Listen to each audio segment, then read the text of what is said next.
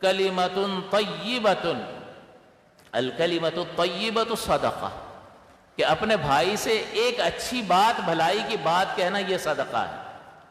تو جس طرح یہ کھجور صدقہ ہے، تو یہ آگ سے بچا رہا ہے، ایک بھلی بات کہ تو مال خرچ نہیں کر سکتا نا، تجھے اللہ نے زبان دی ہے یا نہیں، اس سے لوگوں کے لیے اچھی بھلی بات کہہ دے، کتنے پیسے لگیں گے؟ کچھ بھی نہیں۔ کھجور پہ تو کچھ انویسٹمنٹ ہوگی یا نہیں ہوگی؟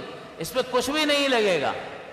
ایک اچھی بات، الکلمۃ الطیبۃ صدقہ، کہ اچھی بات جو ہے وہ صدقہ ہے۔